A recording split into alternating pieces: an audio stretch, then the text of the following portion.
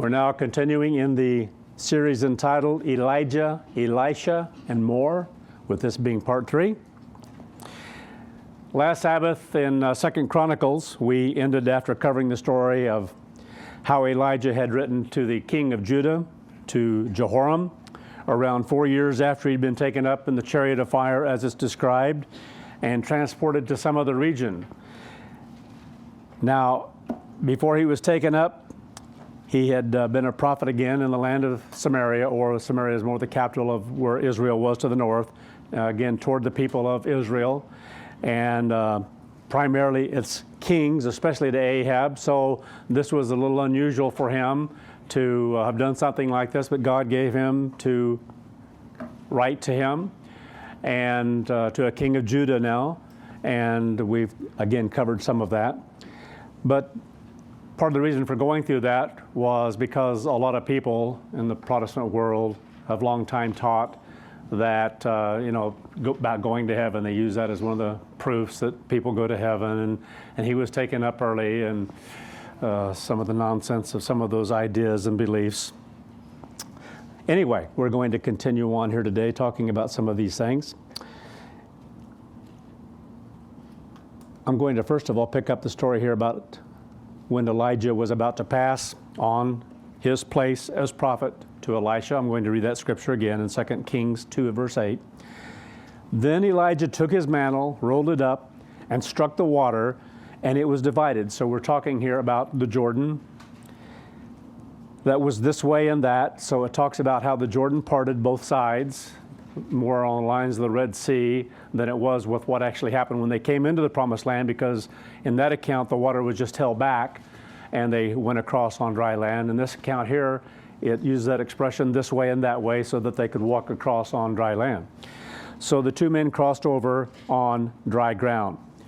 Now, before we continue on in this review of the occasion when Elijah was taken up in this chariot of fire, because we're going to go back there in a little while, I think it'd be good to pause and consider some things that apply to our time now, or to this period of time toward the end time.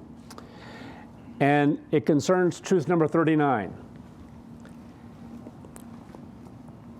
Truth number 39, the 18th during this period of PKG. It states, Herbert W. Armstrong was a type of the prophesied Elijah to come. So again, interesting to note how the word is used again later on, the name is used again later on to describe some prophetic accounts that would take place later toward the end. And so this one here going on to say, a type of the prophesied Elijah to come as he restored all truth essential to salvation to the church of God during the Philadelphia era.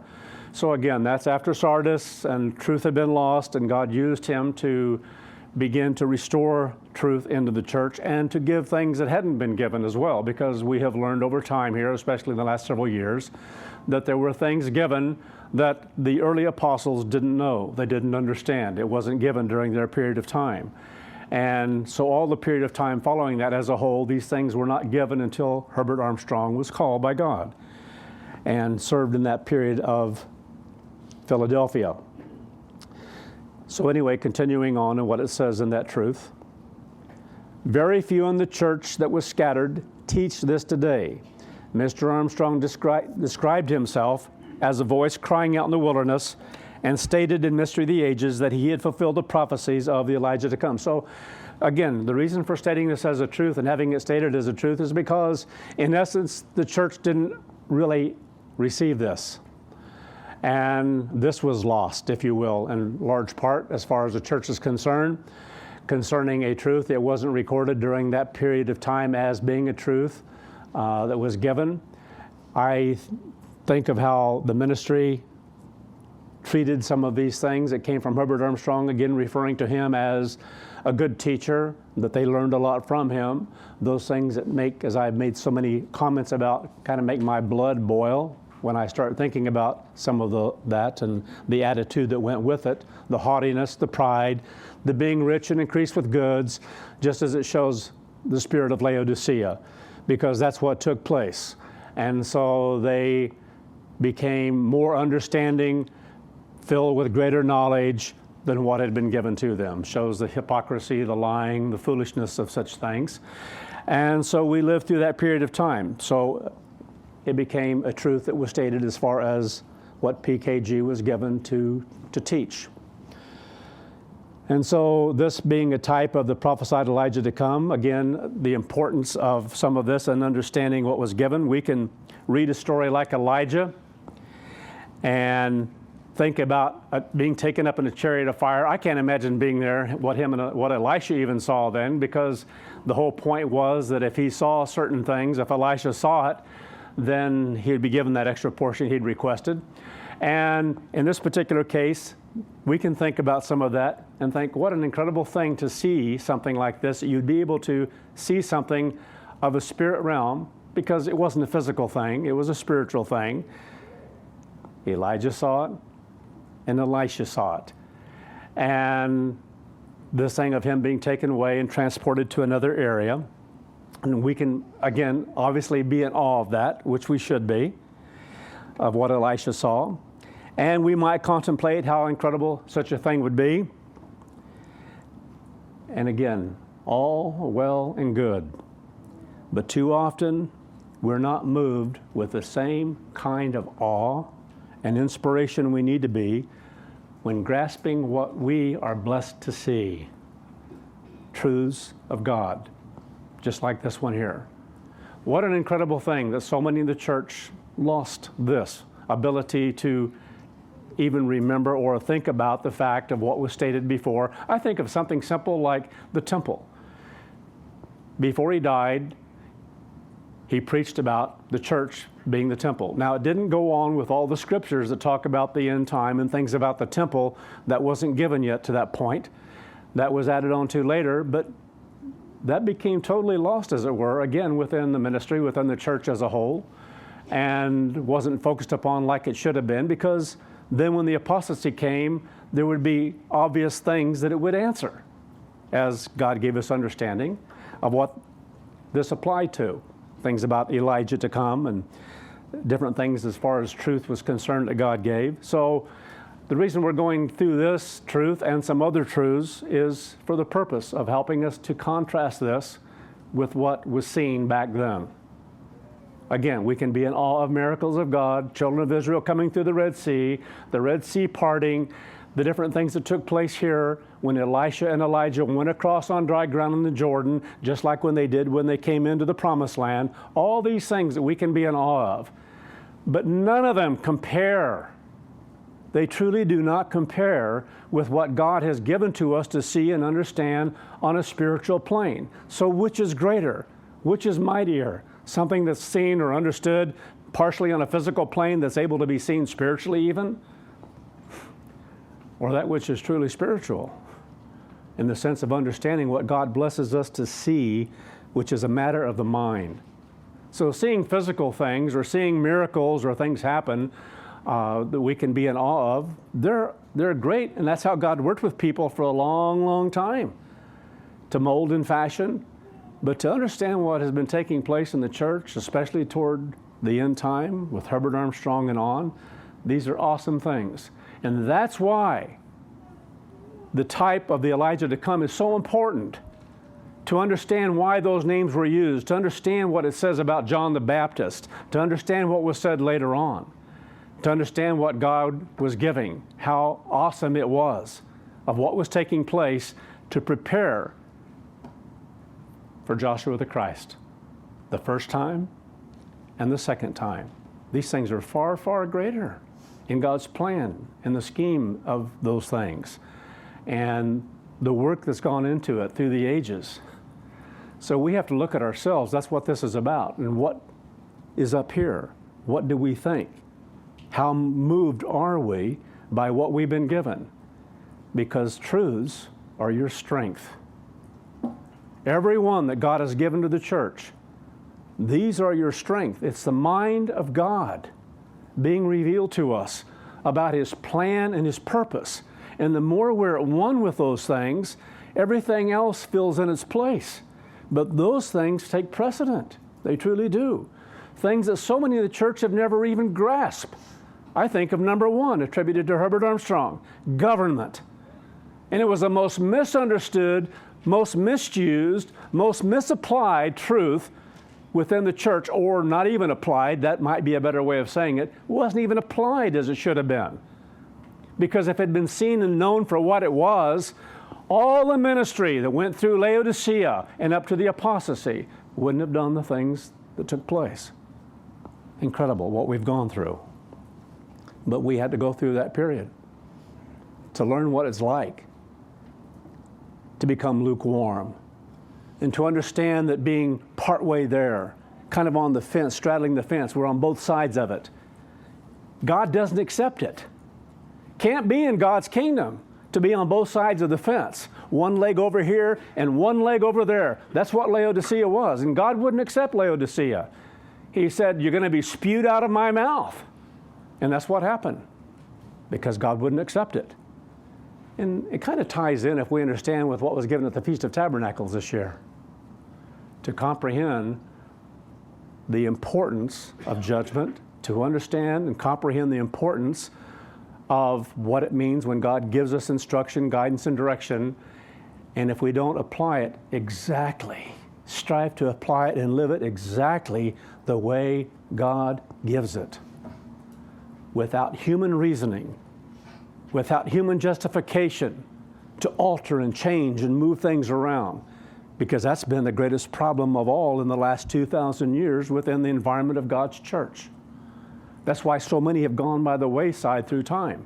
And we're blessed to be able to have these things more deeply embedded into our being, into our minds, and to know that history and to remember those things and to grow from that because of God's molding and fashioning in us. Awesome. So another truth, truth number 30. Matthew 24 is first and foremost about the church at the end time. That was an incredible thing that was given to us very early on, to understand what Matthew 24 is all about. Because that's why some things in Revelation were kind of, well, that we just weren't there yet, because it wasn't God's time, because God is the one that has to give understanding to be able to see certain things at certain times. God has to give that. And that's the way it is here with Matthew 24. But there were things in Revelation had to do with the seals and understanding of some of those things, of what was taking place, the destruction that would happen in the end time, and not understanding that there are physical things and there are spiritual. That's why so many of those things in the beginning were about the church. We didn't know that back in Philadelphia or during Laodicea. God gave us to understand that later on. What an awesome thing that He brought us to where we could see what the seals of Revelation were about, and on we go. And how these things fit together with things like Matthew 24. These are not small things. They're far greater than watching a chariot go up into the sky. A lot greater than watching water, although those things are incredible.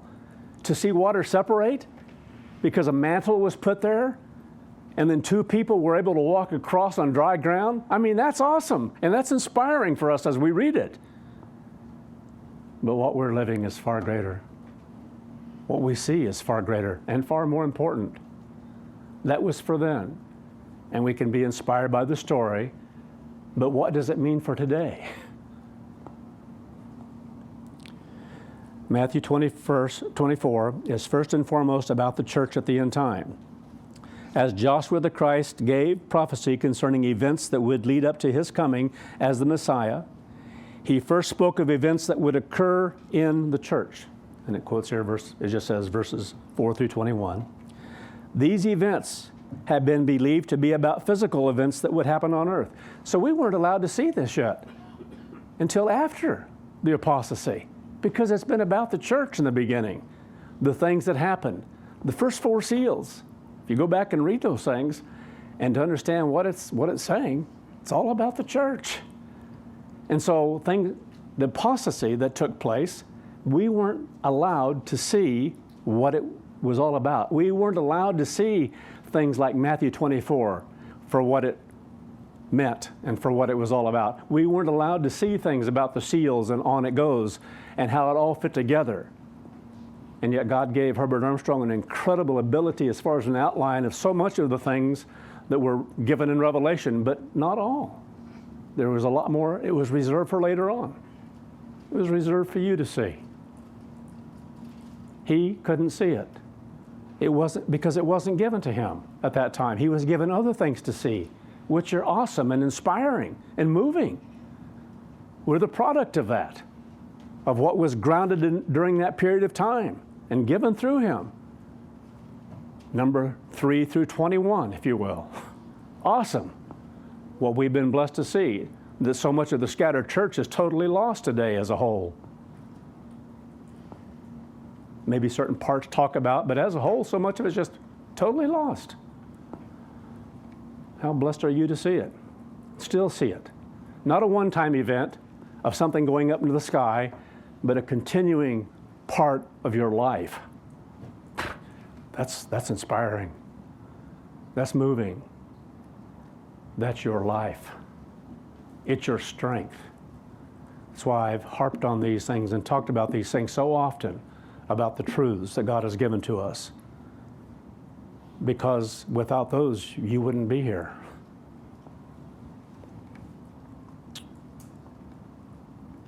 These events have been believed to be about physical events that would happen on earth, but they were about, or they are about the church and the spiritual meaning of those events. Troubles in the church began in the 1970s. Ministers began to rebel against Herbert Armstrong, and the Laodicean condition began to slowly set in. Anybody that goes back to that time, how can you not but hear when he would say, I wonder if 50% of you get it.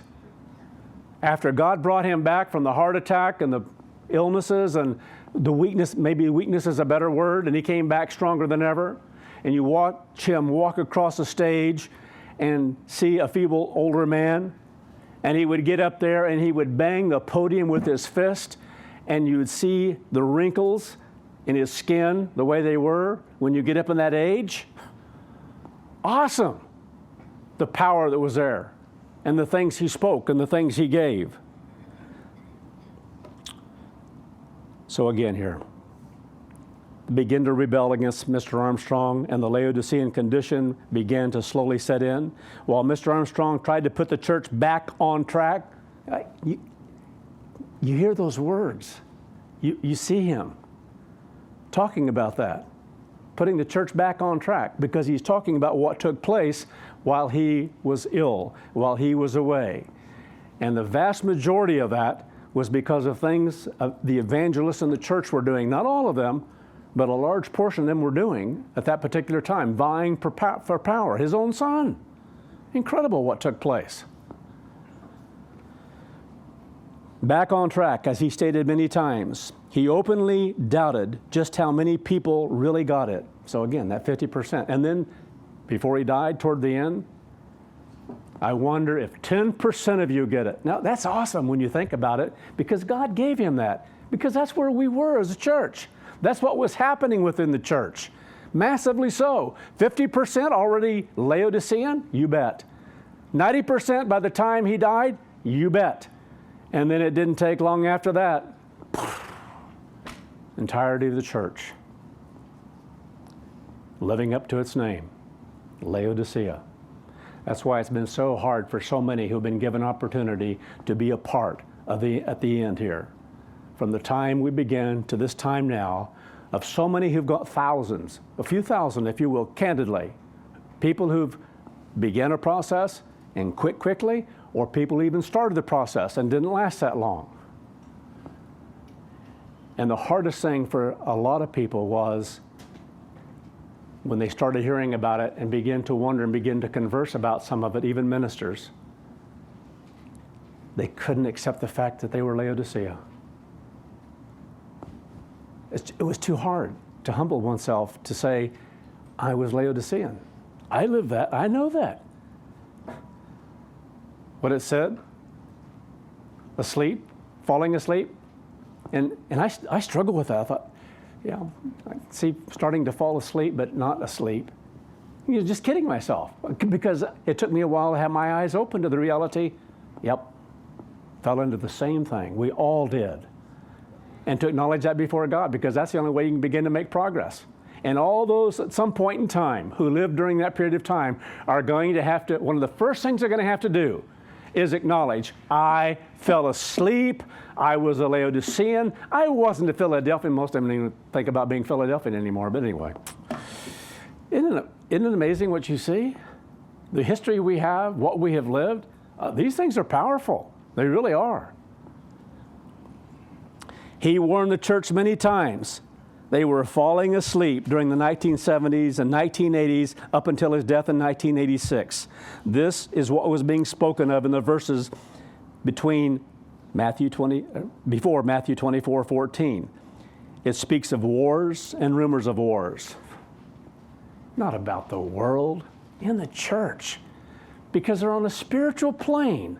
Sometimes it's hard to grasp things in a spirit realm, if you will, and what takes place in people's lives. And if people begin to work against the very thing that was given to them because of Christ's sacrifice, and they begin to turn against him and begin to become antichrist, which was what was taking place in a very powerful way, incredible. Wars, fighting, the root problem. The reason God blessed Herbert Armstrong in going to Arizona was because of what was brewing, and then finally did explode. And because of some in the ministry. Because they started all this mess, this garbage. Because they'd already begun to turn against. Wars, fightings, congregations, some people trying to hold on to certain things and others trying to teach them something totally different, whatever area it might have been in that these things took place. Earthquakes, because we think of carnal human beings. Yeah, it must be a 6.2 or a 7 point. It's going to have to be a big earthquake coming, and in other words, it's all physical. Not understanding the word has to do with shaking.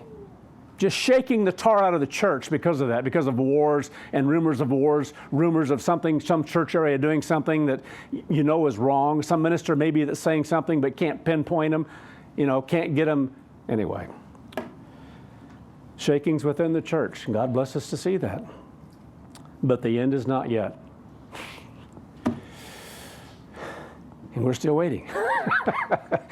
And we're still longing for it. And we see things happening in the world and things in the news that are, you understand and comprehend that we are so close to a world war, that we're on the verge. It's just a matter of God's timing. And it's a lot still about us. Because the church in the last 2,000 years has always been God's primary focus. The world primarily has another time. A lot of it, yes, going on into the millennium. But a whole lot more has to do with the great white throne.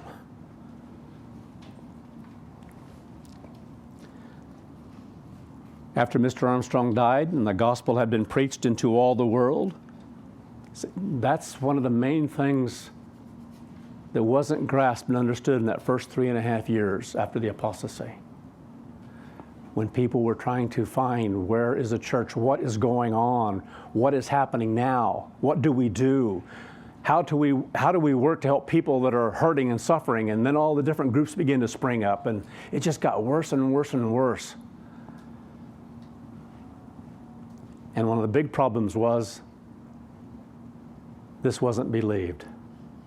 This wasn't believed by the vast majority within the church. That the gospel had been preached in all the world to the degree that God Almighty wanted it to through his servant Herbert Armstrong at that time, through the plain truth, through television and radio. That was his job in a very powerful way. And nobody has even come close to trying to duplicate that, yet they're trying. They believe they have to do that. That's why magazines had to be printed right away that sound almost like The World Tomorrow or Tomorrow's World, and then all these names that have to be thrown out there to be like what was done because you're the one continuing on with what wasn't finished because he didn't finish it. We have to finish it. And then you're thinking, where are the 144,000 going to come from? Did you lose that one somewhere along the way? if you understand what I'm saying. Because the reality is, if you really believe with all your being that you're fulfilling something that he didn't fulfill, and you still comprehend or believe in your mind that there have to be 144,000 that come out of the church, then 7,000 doesn't get it. 15,000 doesn't come close. Numbers mean nothing then. The truth is the truth, but you can see it. How blessed are you? How much greater is that than seeing a chariot go up into the sky one time? After Mr. Armstrong died and the gospel had been preached into all the world, Laodicea and the final end time began. Verses 15 through 28 describe the church being scattered, fleeing into the mountains, always seen as a physical thing, not as a spiritual thing, not understanding mountains as about government and governments, all these different governments popping up out there, claiming to be governments. Well, there's only one. That's from God, from Christ. Fleeing into the mountains, different governing church organizations that sprang up out of the scattering. And then going on, and of greater trials upon the church, including spiritual warfare, deception, and famine. That was just the beginning, the apostasy. It got ramped up after that. All these people out there trying to build bridges. And then finally coming down to where there's such a mixture and a quagmire of stuff, it's like, well, it's like the Protestant world. Well, God's working with us, with whichever of the 2 or 3 larger groups, and working with us in different ways to all get us to where we need to go. That's what the Protestant world believes as a whole. You can be in that church or that church, but God's working with us all in different ways because we're so different, and we're all going to be there when it's all said and done. Give me a break.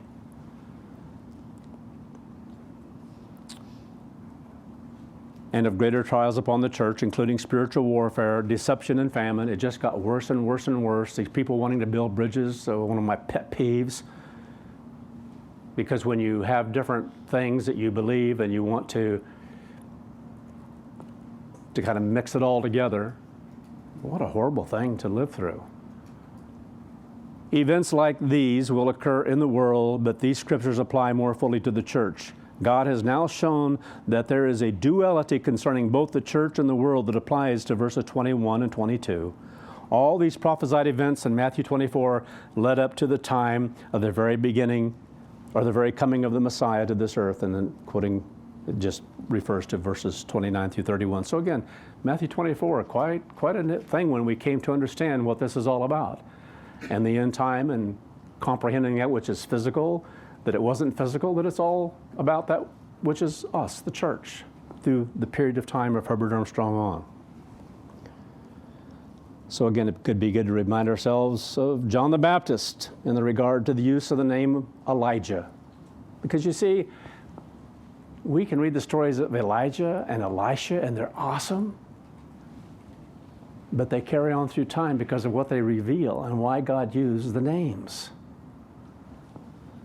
Luke 1, verse 8. It came to pass that while he, speaking of Zacharias, executed the priest's office before God in the order of his course, so there was this rotating of courses of times when Levites served in specific areas and then be off for a long period of time, then come back again during their particular course, that whatever that period of time was allocated to different ones. According to the custom of the priest's office, his lot was to burn incense when he went into the temple of the Lord. What an incredible thing that there were lots. There were different ones that had specific types of jobs within the temple to perform, but all something physical. Again, picturing things that are spiritual later on. Awesome. Verse 10. As a whole multitude of the people were praying outside at the time of incense, there appeared unto him an angel of the Lord standing on the right side of the altar of incense. Then when Zacharias saw him, he was troubled and overwhelmed with fear. Well, you see something like that, and this is not a regular occasion. People just don't see such a thing through long periods of time as far as when God has worked with him. And then he saw what he saw that was revealed to him. Then when Zacharias saw him, he was troubled and overwhelmed with fear. But the angel said unto him, Do not fear, Zacharias, for your prayer is heard, and your wife Elizabeth shall bear you a son, and you shall call his name John. Awesome. What incredible, just almost sends chills up and down my spine just talking about this. You know, that occasion, how awesome that was, that event.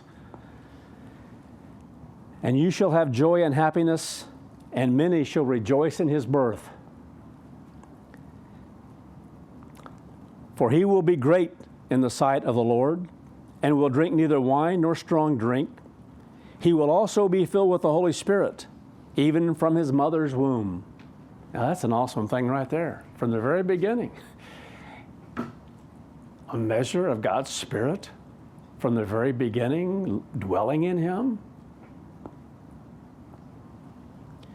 And many of the children of Israel, he will turn to the Lord their God. So you think about what he did and what he preached, and preached the importance of repentance and baptism, not on a spiritual plane like we know within the church that had to follow up later on from some who had been baptized before, because there were different ones who came into the church who had been baptized by John, because later on it was a matter of laying on of hands and receiving of God's Holy Spirit, the impregnation of God's Spirit as understanding was given to them. And many of the children of Israel will turn to the Lord their God. So because of John's work, God was going to begin to draw people. Some maybe more along the lines of coworkers, if you will.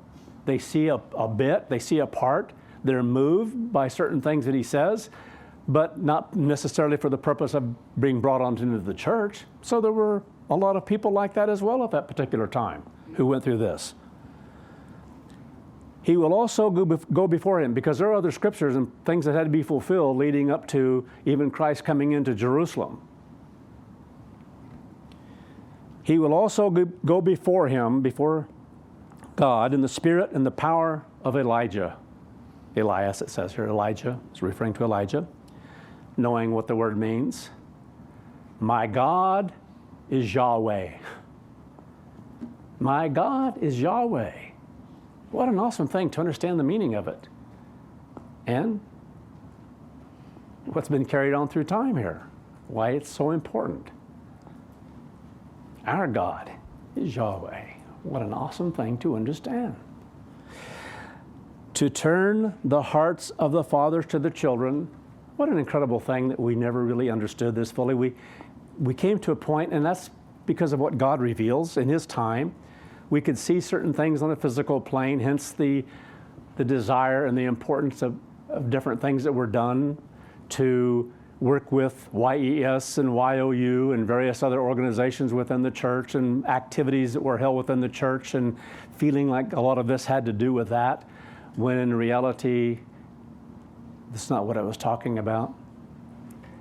It's not, we came to understand it on a spiritual plane, that it's a matter of how God works with us. When God begins to draw us, how our minds begin to be turned to the fathers. Abraham, Isaac, Jacob, whomever through time, because that's where the truth was given. As God continued to give us scripture, if you will, events that took place through time, and to understand it's when our hearts and our minds begin to be opened up and we begin to be turned to the things that God has given and worked with people for a long, long time, that he began to give us the ability to see, or for them 2,000 years ago nearly to begin to see and understand. To turn the hearts of the fathers to the children, and the disobedient to the wisdom of the just, because we're all disobedient, we're all filled with sin, and to be turned to God, to be turned to that which is just and how you live your life, and to make ready a people prepared for the Lord. So his first coming, that's what John was doing. Awesome, awesome, awesome that we can see such things and be moved by such things, to understand what now you're a part of, because the same sort of thing has been taking place since Herbert Armstrong and what God was doing through him and restoring truth to the church in the manner that he did. Awesome. Truths that we could see, that people could see on a spiritual plane. And this is taken from Malachi 4, 5 through 6. I'll just read it to you. Behold, I will send you Elijah the prophet before the coming and grateful day of the eternal. Not about John the Baptist. Yes, he had to come before that would take place. Yes, but it's even more so about what would happen toward the end. But Christ had to come first as Passover, to be put to death, to fulfill that part, that role, if you will, because he's going to fulfill something far greater later on. The King of Kings, the Lord of Lords, before the coming and grateful day of the eternal. And he shall turn the heart of the fathers to the children, and the heart of the children to their fathers. So people would turn on the dial sometimes and be traveling at nighttime and going way back, and there'd be this voice being broadcast, because at nighttime there are certain periods of time that I think they were able to amp up or jack up the power that was going out by certain stations, if I remember right the story. I may have it all messed up, but at some point there that happened to where some of these were a long way away, and people could hear on their radios, whether it be in a vehicle or in their home, Herbert Armstrong, a voice crying out in the wilderness. It happened to thousands and thousands, and that's where they begin to hear. And the hearts begin to be changed to things that God had done and revealed through time. Awesome. Or the plain truth. I think of different stories. Some of the most incredible stories back during worldwide days was hearing how people were called, and some of the most incredible things when people came across the plain truth. I think of one guy that was walking down the street and big wind came up and blew one right into his chest. Read it? Was drawn into the church. That's where it started. You know, people that find it in a laundromat, in a phone booth. All these stories ring out in my mind. One man who was working on a diesel engine of a semi, and there's a plain truth in there. Somehow got up in there around the engine area, and he found the plain truth and began to be drawn by God. Incredible stories. And when God calls someone out of the world into the church, not growing up in the church, that's a different experience. But when you're called out of the world, something huge takes place in the mind. That's why I've mentioned so often when I first heard it, when it was my time, because I'd heard it before. I remember working in a store, going to college, working at a couple different jobs, trying to pay my way through college at that time, through a junior college, and listening in the store, because I always enjoyed working in this one particular area. At that particular time, it was Garner Ted, a voice that was coming across. I thought it was really interesting, but nothing gelled, nothing happened. And if I'd been called at that moment, if I'd heard somebody in the church come up to me and start talking to me about the holy days and the Sabbath in Israel, I'm like, man, you are really out there.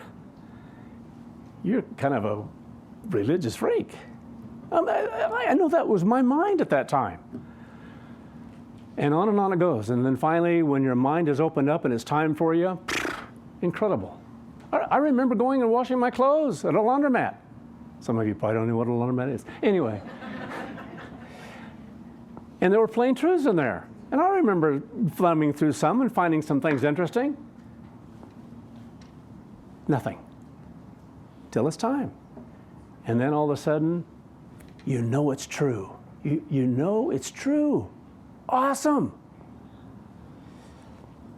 And he shall turn the heart to the fathers to the children, and the heart of the children to the fathers, lest I come, or I would come, and smite the earth with a curse. In other words, it has to happen, or it's worthy to be destroyed, in other words, if this didn't happen. But it happened because it's part of God's plan and God's purpose of how he worked and how he calls and the ones he raised up to do what they were to do. It still amazes me how many people you come across at times, and even some of you since worldwide, you had no knowledge of those things, and you remember the plain truth or having heard Herbert Armstrong. It's amazing how many people there are still out there that have that, even as youngsters that heard certain things. that are not youngsters anymore. Matthew 17, verse 10. Then his disciples asked him, saying, then why do the scribes say that Elias or Elijah must first come? So here they're questioning him about some of this. And so Joshua answered and said to them, Elias truly shall come first and restore all things. But I say to you that Elias has already come. And so we learned in time that this was a type of a fulfillment, but not what was fully spoken of as what would happen later on as we get closer to the end and the things that have to happen on this earth as a matter of God's judgment on mankind that's stated over and over again in Scripture of things that would happen in this period of time, because it's about a time of an end of man's rule and the beginning of God's. And it takes great power to do that. That's why there have to be so many that come to a certain point of destruction, and those who are destroying the earth must be destroyed before the kingdom is fully set up. It's going to be here. But there's going to be a lot of destruction even after all the fighting and so forth between the nations is taking place. But I say to you that Elias or Elijah has already come, and they did not know him, but have done to him whatever they wished or willed. Likewise also the Son of Man shall suffer of them. Then the disciples understood that he spoke to them of John the Baptist. So that's all they were able to see at this point in what he had to say. That he was referring to some things about he's already come, and that it had to do, God had to give that in their minds to see that even. That it's about John the Baptist. That's who he was speaking of when he said that he has already come, because it's about what Christ was to fulfill and what had to go out before Christ was put to death to fulfill the Passover. And so they only understood in part because they didn't have the impregnation of God's Spirit yet, but God was working with them, molding and fashioning them, preparing them for their jobs they would have later on. Awesome. Well, let's return once again to part of the story of when Elijah passed on his place as prophet to Elisha.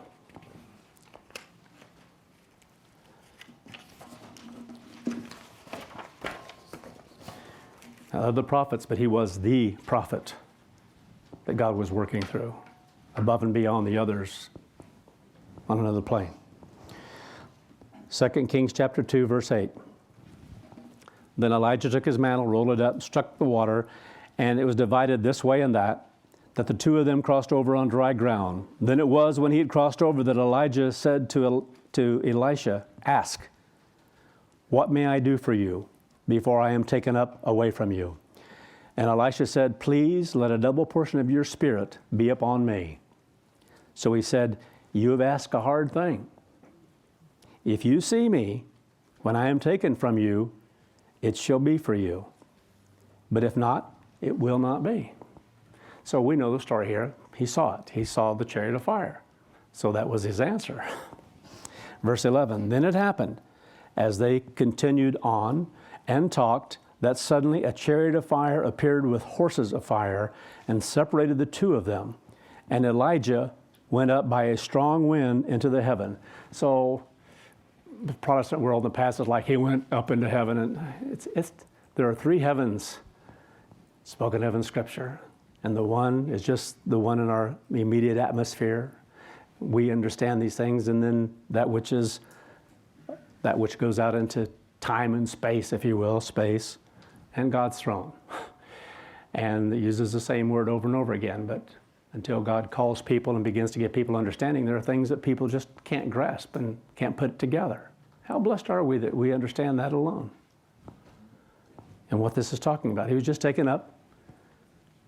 We don't know how high, 20 foot, 30, we don't know. It didn't have to be way, way, way up there. It wasn't like when Christ was taken up. This was different. So it just had to be taken up, and he slowly disappeared in the horizon. Taken up in a strong wind into heaven. And Elisha saw it, and he cried out, my Father, the chariot of Israel and its horsemen. Awesome. The power just in reading that statement and what he felt inside, what was coming out of him because of his blessing of being able to see such a thing, be able to experience such a thing concerning his teacher, Elijah. And he was deeply moved by that, and I'm moved by reading it. But it's not to be compared with what you see.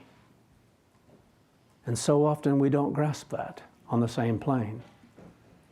That which is lasting and continuing on, that has to do with truth, that's in the mind. So he saw him no more. Then he took hold of his own clothes and tore them into pieces. Verse 13, continuing on. He also took up the mantle of Elijah that had fallen from him and went back and stood by the bank of the Jordan. So they'd been on one side, they'd crossed through. Now he's coming back.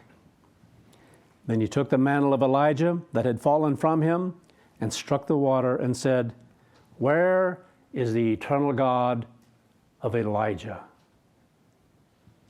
He was already being helped. He was already being given help in what he saw.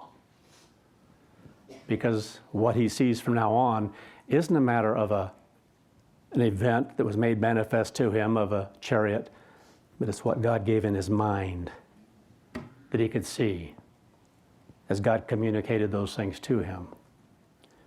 Where is the eternal God of Elijah? So when he had struck the water, why did he do that? God was working with him very powerfully at that point. From that point on, that double portion, that power of God's Holy Spirit working in him and communicating to his mind, he knew what he was to do.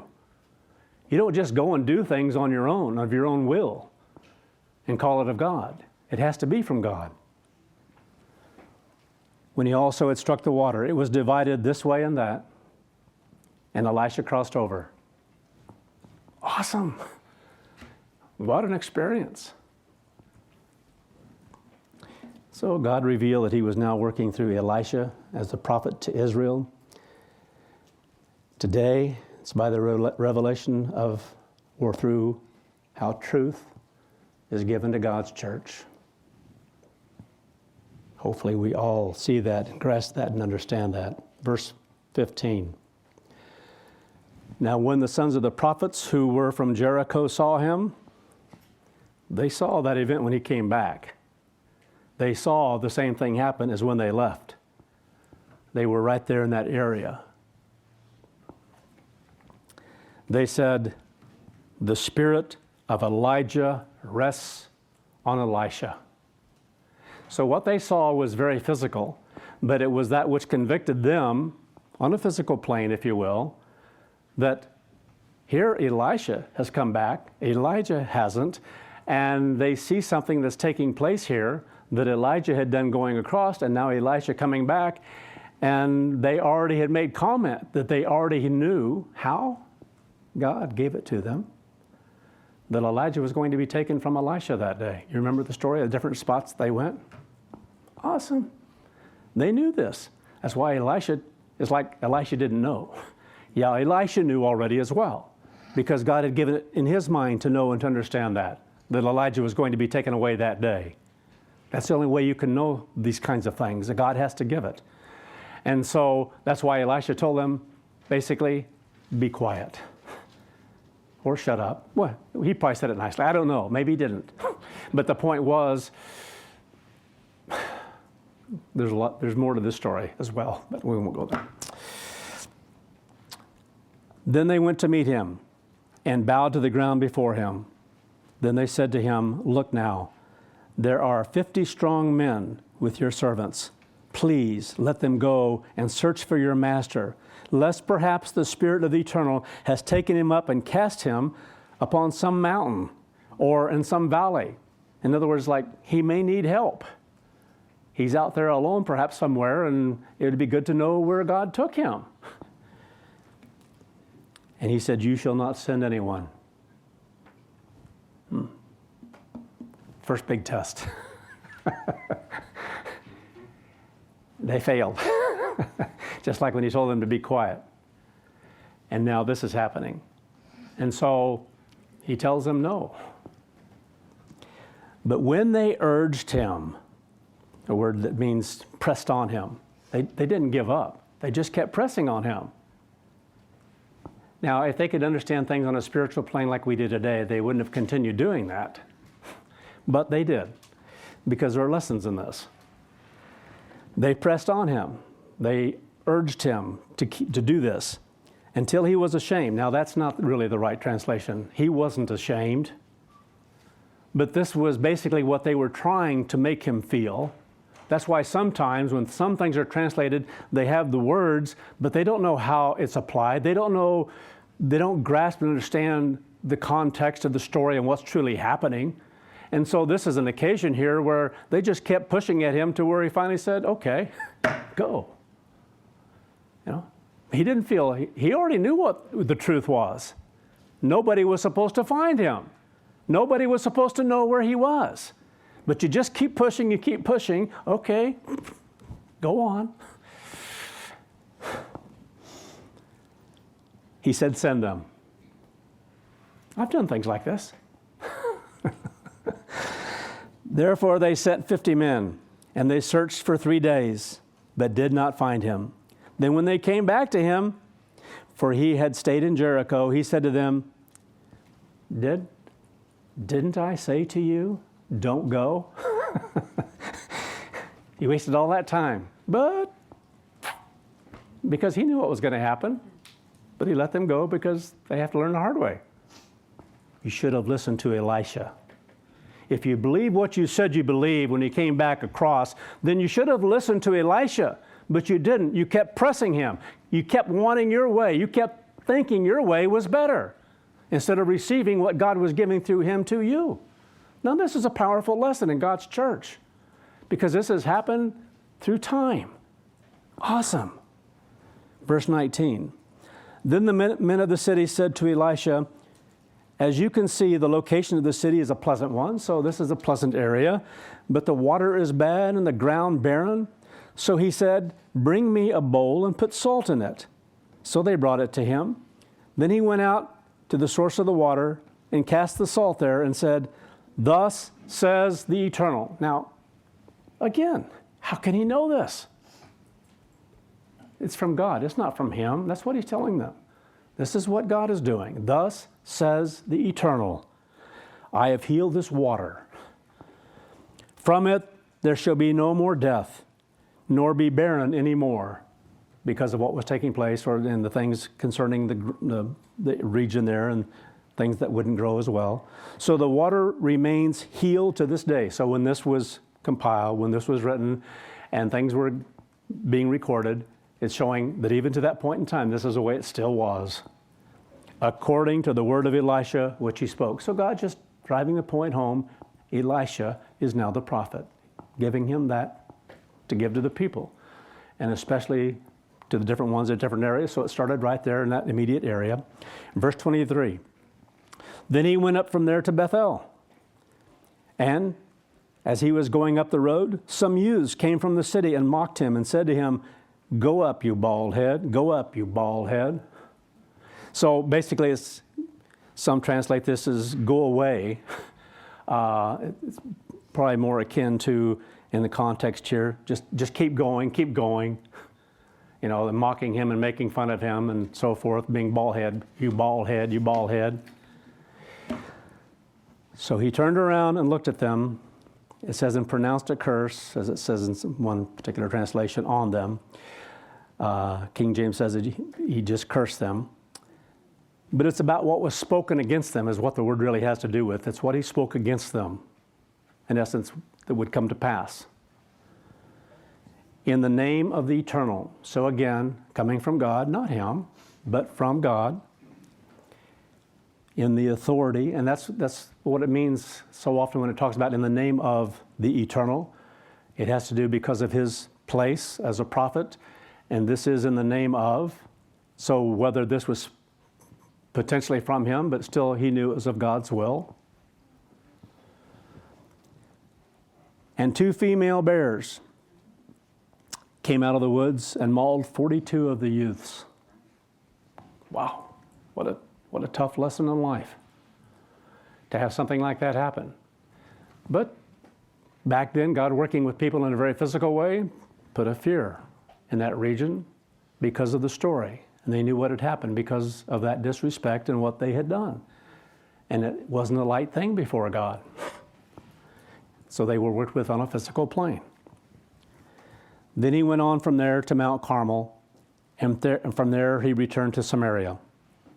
Now all these accounts, again, we've been reading, were for the purpose of making it clear as possible, more on a physical plane than anything else, because they didn't have God's Spirit working within them, that Elisha was now indeed God's prophet. That's why these things are repeated over and over again, showing the evidence is there that he's God's prophet, and that God was working with him as Elijah's replacement. So 2 Kings chapter 3 now, verse 1.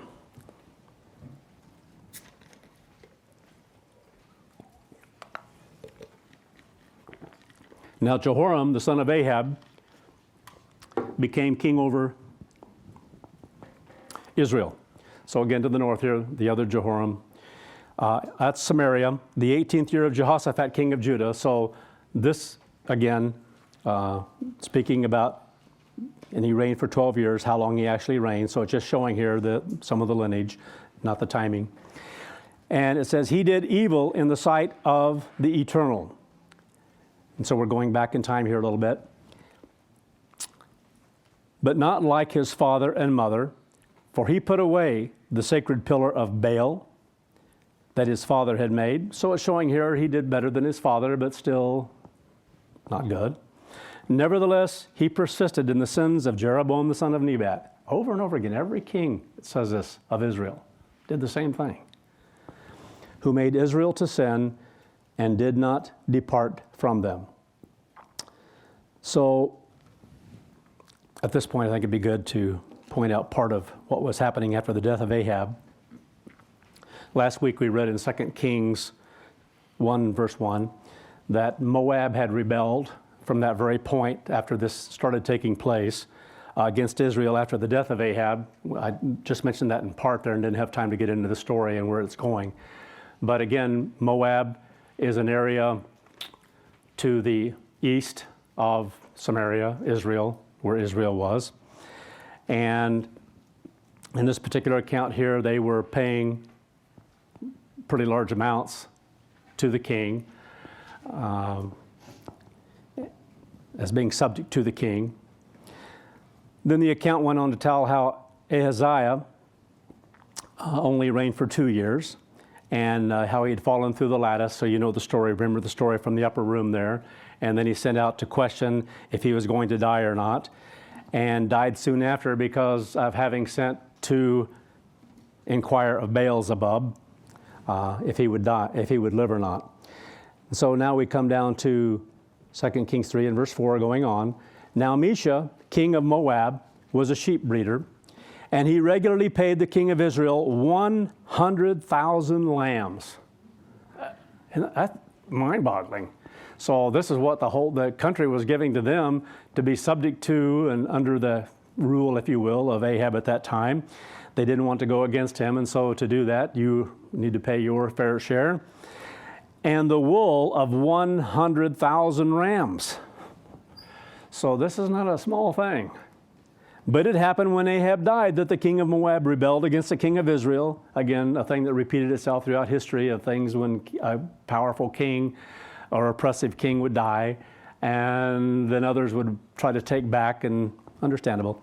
So Jehoram the king sent out of Samaria at that time and numbered all Israel. So here we're past Ahaziah, now we're up to Jehoram. So that expression to go out and number them means they're preparing for war.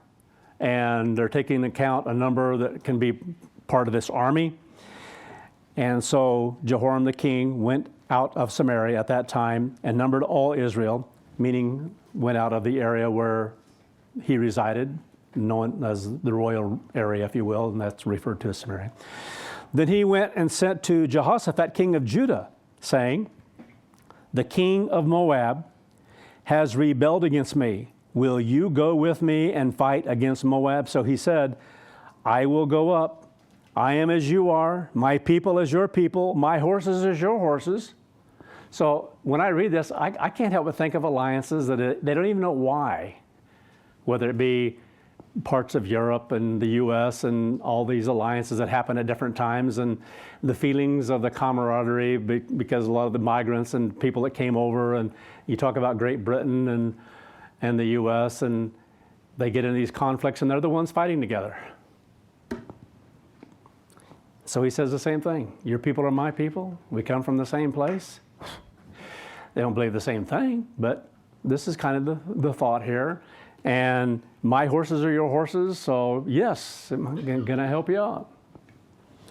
Then he said, which way shall we go up? So he answered, by the way of the wilderness of Edom. Now, if you were to look at a map, they were actually going to go south on the west side of Jordan, if you will, the west side of the Dead Sea. And they're going to stay on the west side of the Dead Sea and go down into Edom. And there pick up the king of Edom that's going to go with them. And then they're, just as soon as they start coming back up on the other side, on the east side of the Dead Sea, that's where Moab begins. So this is where they were going, a wilderness area indeed, on the south side of that Dead Sea area, and come up against Moab from that particular direction. So that's what's being said here. So which way should we go up? And he said, by the wilderness of Edom. So the king of Israel went up with the king of Judah and the king of Edom, and they marched on that roundabout route. Good way of describing it, roundabout, because it's, anyway, 7 days. So it took them 7 days to get there, and there was no water for the army, nor for the animals that followed them. Good planning. There wasn't any there where they were going. I ought to know the geography of the area already. There's no water out there. So anyway, so the king of Israel, Jehoram, spoke, declaring that the Eternal had called these three kings together to deliver them into the hand of Moab. In other words, all of a sudden things turned real negative. God's brought us here to die.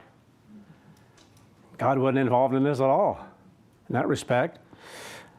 So he's saying, God's brought us here to die. It's the Eternal. He's the one, all three of it, the three kings here.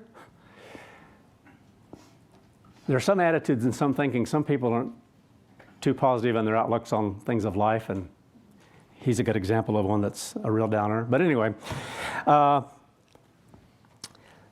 so verse 11, but Jehoshaphat replied, is there no prophet of the Eternal that's here, that we may inquire of the Eternal by him? You're saying this about the Eternal, that the Eternal brought us here to die? Well, isn't there a prophet of the Eternal to ask? So one of the servants of the king of Israel answered and said, Elisha, the son of Shaphat, is here, who poured water into the hands of Elijah. Then Jehoshaphat said, the word of the Eternal is with him. So the king of Israel and Jehoshaphat, the king of and the king of Edom, went down to him. Then Elisha said to the king of Israel, to Jehoram, what have I to do with you? Go to the prophets of your father and the prophets of your mother. But the king of Israel said to him, no, for the Eternal has called these three kings together to deliver them into the hand of Moab. So there's no point in going to them. And he's telling the same old story. We're just out here to die. That's about the basis of it. So Elisha said, as the Eternal of hosts lives, behold, before whom I stand, surely were it not that I regarded the presence of Jehoshaphat, the king of Judah, I would not look at you, nor see you. In other words, you wouldn't be given any help, and you would be out there to die. But now bring me a musician. Then it happened, it says, when the musician, I'll get it out, played, that the hand of the Eternal was upon him. Then he said, thus says the Eternal, make the valley full of ditches. For thus says the Eternal. So again, so he's presiding as the prophet. And this is what the Eternal is saying that you're to do. Go out there and make ditches in this area. And thus says the Eternal, you shall not see wind, nor shall you see rain, yet that valley shall be filled with water. But they went ahead and did it. There's like no rain, not going to see anything, and yet this all going to be filled with water, so that you, your cattle, and your animals may drink. For this is a simple matter in the sight of the Eternal. This is a small thing for God to do. He will also deliver the Moabites into your hand. Also, you shall attack every fortified city and every choice city, and shall cut down every good tree, and stop up every spring of water, and ruin every good piece of land with stones. So Moab isn't to rise up again. That's what this is all about. Do this, because it's been given to you. Now it happened in the morning, when the grain offering was offered, that suddenly water came by way of Edom. So it came up farther up out of Edom, and the land was filled with water. Now when all the Moabites heard that the king, or that the kings, had come up to fight against them, all who were able to bear arms and older were gathered, and they stood at the border. Then they rose up early in the morning, and the sun was shining on the water, and the Moabites saw the water on the other side as red as blood. So as they were looking on it, this is what they saw. It looked like blood was all over the region there. So they said, "This is blood. The kings have surely struck swords and have killed one another. Now therefore, Moab to the spoil." Yeah, it didn't last too long, did it? So when they came to the camp of Israel, Israel rose up and attacked the Moabites, so that they fled before them, and they entered their land, killing the Moabites. Then they destroyed the cities, and every man threw a stone on every good piece of land and filled it. And they stopped up all the springs of water and cut down all the good trees. But they left the stones of Kir Hareseth, it's a royal city of the Moabites. So often they never followed through, made reasons why they weren't to do certain things, and you think, another time you just not listening, you just don't get it. When God says to do something, you're supposed to do it. Anyway, comes back to bite them later in time. However, the slingers surrounded and attacked it. So when the king of Moab saw the battle was too fierce for him, he took with him 700 men who drew swords to break through to the king of Edom, but they could not. So kind of a last-ditch effort to make a stand. Then he took his eldest son, when knew there was total defeat in front of them, who would have reigned in his place, and offered him as a burnt offering. This is how perverted their minds were. Insanity, such an ugly thing. And offered him for a burnt offering up on the wall for everyone to see. And there was great indignation against Israel. So you think, absolute just perverted thinking, and that's the way it was through so many in this region, and how the mind worked, and some of the evil things they did. I think of some of the Old Testament scriptures that talk about offering their children up on the altar to Moloch, different gods that they served, and how they thought, and what they did to their children, what they practiced. And sadly, some things haven't changed a whole lot. So they departed from him and returned to their own land. So again here, just going through some of the story.